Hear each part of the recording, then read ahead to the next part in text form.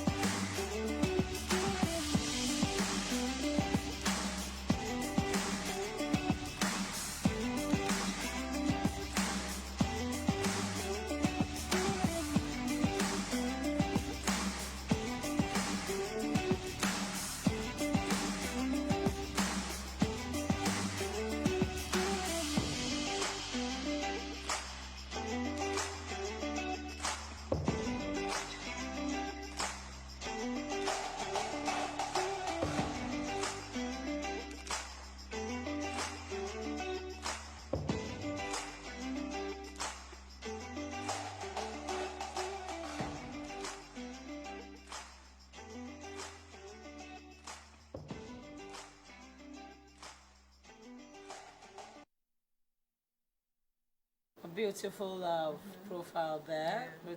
I must say that you look different from the pictures. Looking very corporate there. So let's talk about, well, before we went to see that, you were saying you were talking about your dad taught you how to swim 9, and which means from all I could get from what you talked about was that it's an inbuilt thing. It's something that's been in you. So whether or not your dad taught you, you would have known how to swim, notwithstanding, because the way I say it, the first day you did a deep dive the first day and all of that. Now, over the years... I beg to disagree. Okay. I believe that if my dad didn't teach me, I wouldn't have learned to swim. Or probably you wouldn't have discovered. Or I may not have learned to swim properly. I would have been like one of those Niger village boys that would go to the village stream and learn on their own how to swim. Perhaps that's what would have happened. But the problem with them is that when they learn to swim on their own, they can swim, but they don't swim conventionally, and they wouldn't last as long as 5 hours like I would. So that was where I was going to. So you said you swim, 5 hours at a go. Yes. So how did you, was it a gradual thing? It was a gradual Or was thing. it a target? Were you targeting that, or did it just happen? Actually, I feel more comfortable swimming at sea than being here on land with you guys, because when you're in the sea, it's so refreshing. And then it's beautiful because there's something called sea therapy, where in developed countries, I saw on the news yesterday that Spain, the country where I lived in before, have developed a beach for people living with disabilities, where it's very easy for them to go and dip themselves in the seawater, in the salt water. Why? Because people in developed countries understand and tap into the many powers and the curative and therapeutic power of the water and the sea. So this is kind of where we are headed with Swimming One Day. My organization is all about, we are the first of its kind swimming organization in the world that is not just a charity, because we give our services, we prioritize our services to people living with disabilities and less privileged people. But it's also a movement and a campaign. And the reason why I made it this way is because in Africa, we do not have a lot of knowledge, and there's a lot of ignorance around some of the three basic things that the Swimming One Day SID African Charity Initiative is all about. So what we're all about is the first mission is teaching swimming at the fastest rate possible, teaching and promoting the importance and benefits of swimming. And then the second mission would be that we are teaching people the most important thing when it comes to militating against the consequences of climate change. So we are an organization that says to you, preparedness for the consequences of climate change would be best if you learn to swim, because 90%, according to research, 90% of the disasters that happen in the world are water related. Okay, So, all right. yeah. So what actually inspired all of this? Because you said you had to pack up everything from, wherever you were abroad.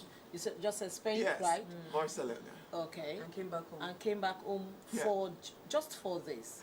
Yes. At least you had a life. You were doing I had an well. amazing life. Yeah, so with all the stories in Nigeria and all of that, Yeah. ordinarily, some other person would not have wanted to do what you took the bold step to do. So Yeah. what actually So inspired? basically, I'm a big lover of Nigeria and Africa.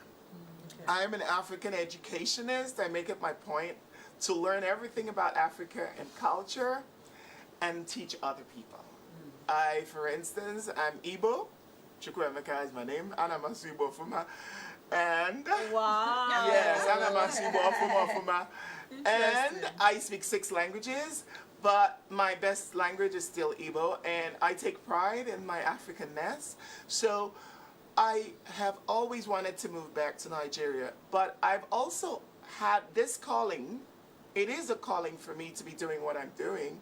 I've had this calling for a very long time, and I've always kept giving excuses that I have a company in Barcelona, Spain, and that I want to be able to do it nicely so that I don't put people out of job.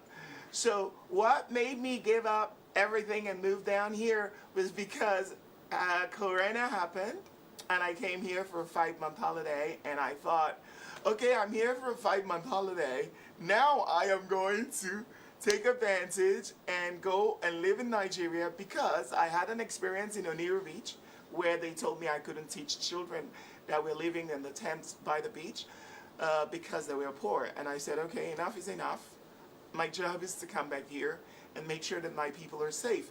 Because I don't know if you guys know the statistics, but according to the World Health Organization, 90% of the drowning that happens in the world happens in Africa and Asia, but Africa has the majority.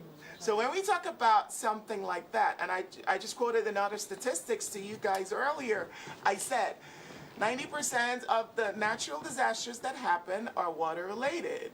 Yeah. So if that is the case, then the only way to empower our people to be able to fend for themselves when something happens, because we know that nobody's coming to take care of us, is to empower our people with the gift of water safety and survival swimming, which is what my organization is championing.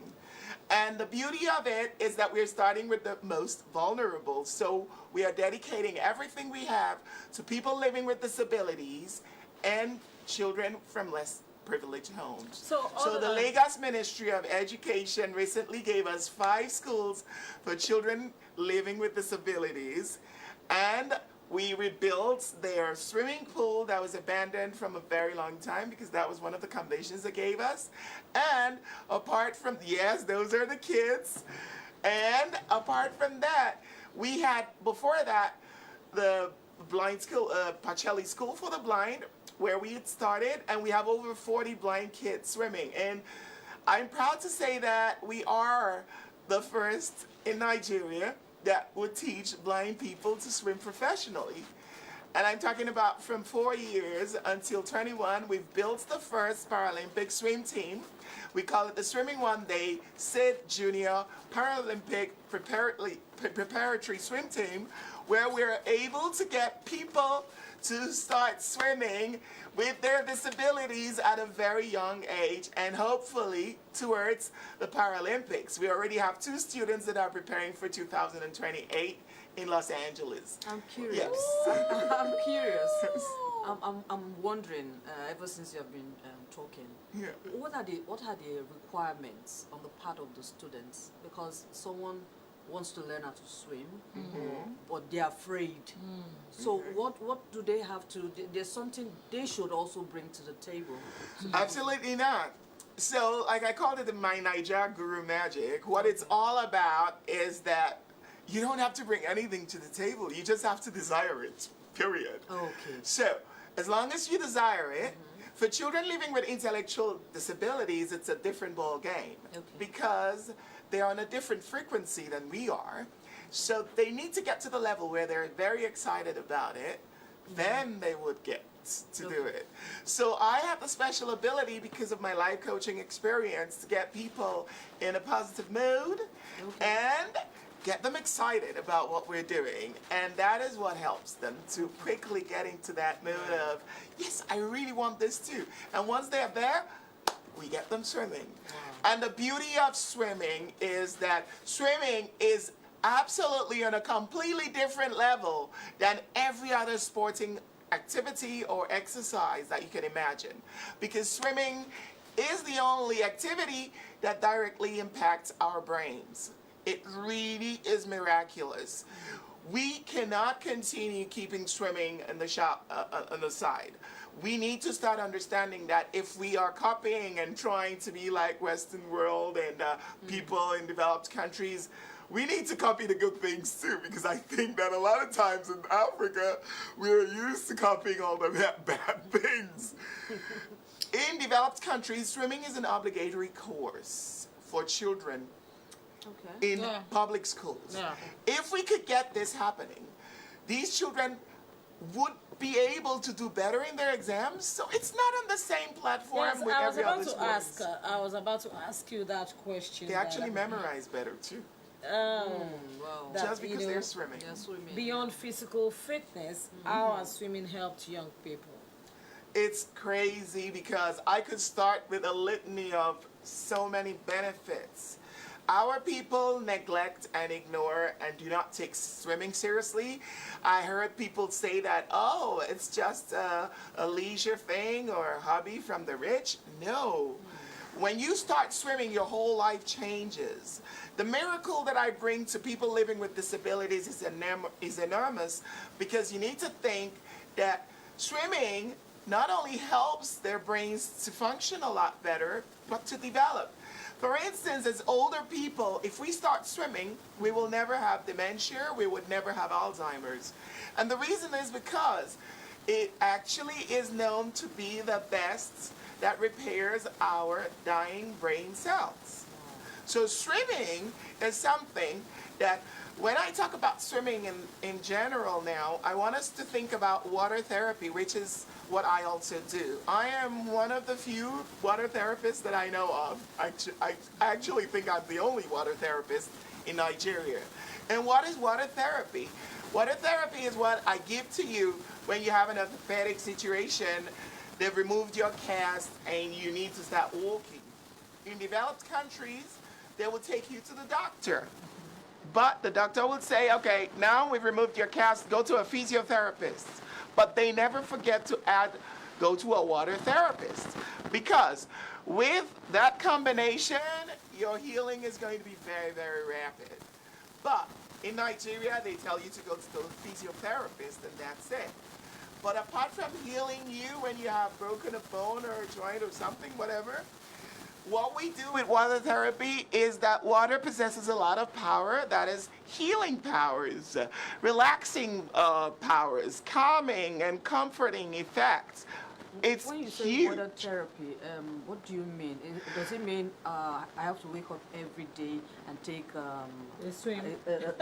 no, I take a number So- of bottled water?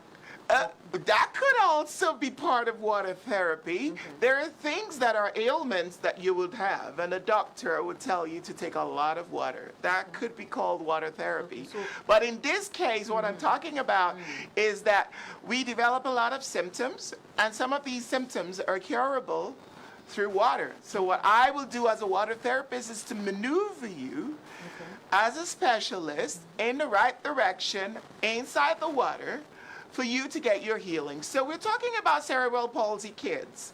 Some of them are not able to move at all.